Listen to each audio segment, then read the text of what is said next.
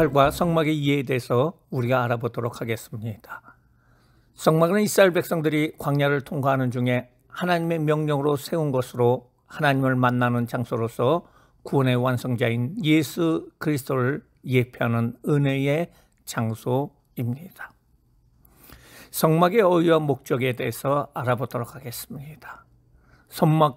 성막은 천막, 거처를 의미합니다. 성막을 하나님께서 왜 주셨을까요? 이스라엘 가운데 하나님께서 거하시는 장소이기 때문에 그렇습니다. 하나님의 거룩하심과 인간의 죄인됨을 알려주기 위해서 성막이 주어졌습니다. 또한 가장 중요한 것은 구원의 길을 보이시기 위해서입니다.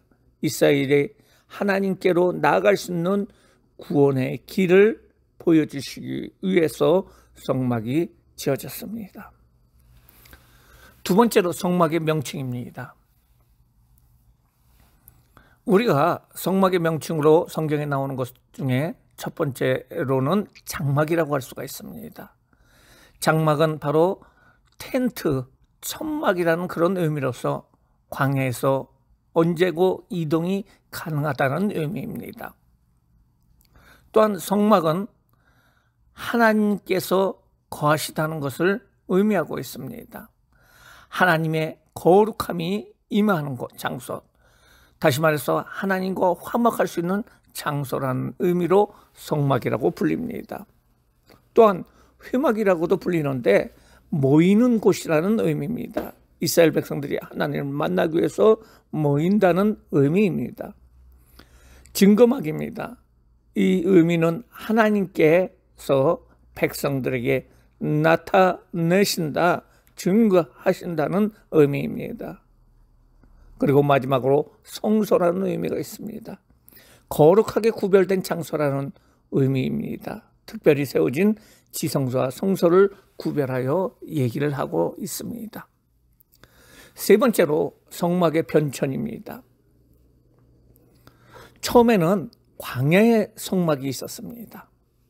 출애굽 후 시내산에서 모세는 성막의 설계도를 하나님으로부터 받고 성막 건조를 백성들에게 명령하여 2년째 해 1월 1일에 10개월간의 공사로 인해서 성막이 완성이 됩니다.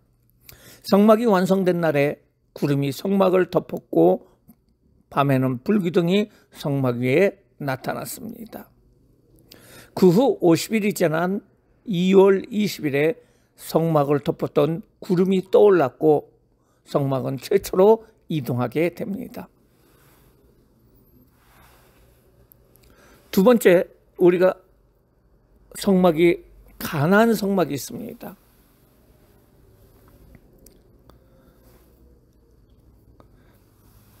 법궤를 앞장세워 요단강을 가르고 건넌 이스라엘 백성들은 길갈에 진을 치게 되고 정복 전쟁이 일단락되자 에브라함의 실로의 성막이 정착이 됩니다.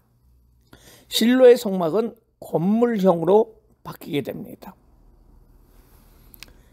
이 이후에 성막이 중심되어 있던 법궤가 다윗 왕 때 다윗성 안에 장막을 치고 옮겨오게 되는데요. 이것을 예루살렘 성막이라고 합니다.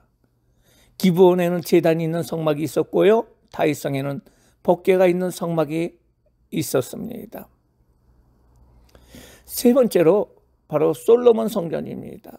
솔로몬이 건축한 하나님의 성전으로 그 속에 법궤가 안치되게 됩니다.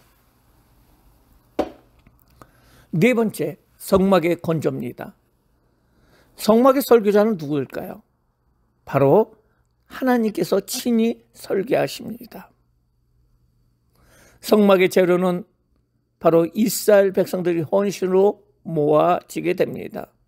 금속류로는 금, 은, 놋, 동이 있었고요. 보석류로는 호마노, 제사장 에봇의 보석 등이 있었습니다.